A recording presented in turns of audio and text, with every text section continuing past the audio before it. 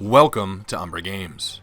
My name is Gero, and I've been playing games for literally as long as I can remember. In fact, some of my earliest memories were playing Atari 2600, and I haven't stopped playing since.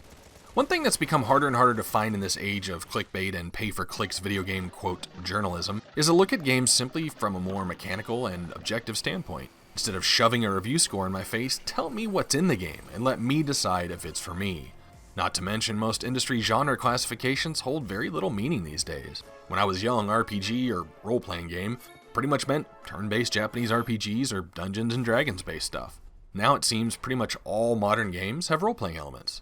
I got motivated to start this channel over mini conversations with a coworker and very good friend in 2015. We would discuss games we were playing around the coffee pot in the morning, and he said the way I described things would be perfect for a review format. So here we are.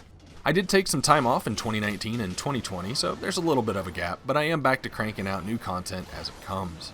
Now, I'm not the flashy kind of YouTube reviewer. I don't do theatrics, I don't exaggerate emotions to make fun GIFs, I don't ramble. I really try to laser focus on topics and keep it very structured.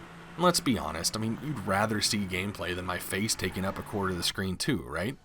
I like to try and approach games from a more academic standpoint. When there's a bug or something weird going on, I try and capture footage and talk about it, not scream in someone's face. I also only review games that I have finished, unless otherwise noted, but I don't think I've ever done that.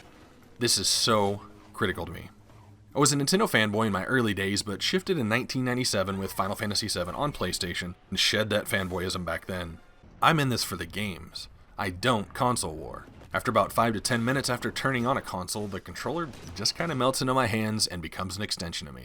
Except the Steam controller. Man, that thing was not comfortable. If something runs better on one platform or the other, I'm probably not even going to bring it up. I do like to say I play everything but sports games, but I do have a soft spot for Bad News Baseball on NES. I'm actually the kind of person that hates when I discover I'm not having fun with a game or subgenre. That's right, I hate to dislike games. But with my review style, hopefully you're not even going to notice. I've completed hundreds of games in my lifetime. I'm very completion driven. My physical backlog, however, has grown to over 3,000 at the time of making this video, so I've still got miles to go. You will notice I do include a review score at the end of my videos, but this is actually fairly begrudgingly. But people demand their numbers.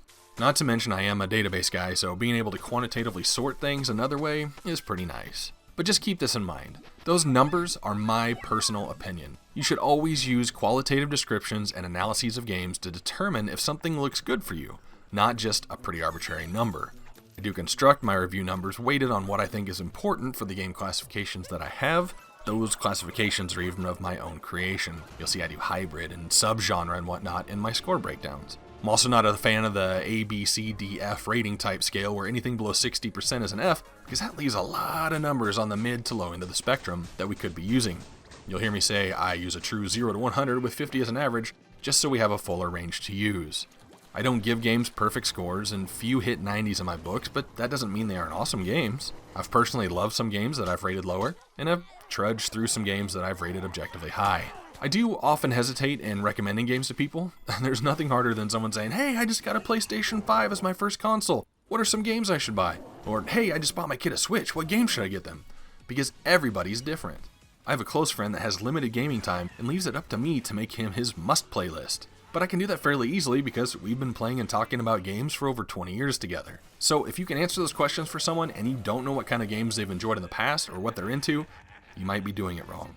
Regardless, one huge rule to live by when it comes to media in all forms is just because you don't like something doesn't mean it sucks. There are a variety of games out there with new studios and developers popping up all the time, filling these voids and creating new games and types of them. We should always respect the fact that people have opinions and likes and dislikes. Anyway, I hope you enjoy the channel as much as I like making content for it. You can find me on Twitter at Umbra Games, which I've finally tuned for video game news straight from the producers of it, since there are so few reliable websites that can give me the news that I need. But other than that, I'm not really a social media guy. I do have some collection pictures on my Twitter also if you're interested. But yeah, feel free to reach out there. I also respond to pretty much any comment you all leave in reviews. Well, as long as it's productive. So take a look around, leave some feedback, make some requests for games to review if you're so motivated. Like and subscribe as you feel, but even more so, thanks for watching. And I genuinely mean that.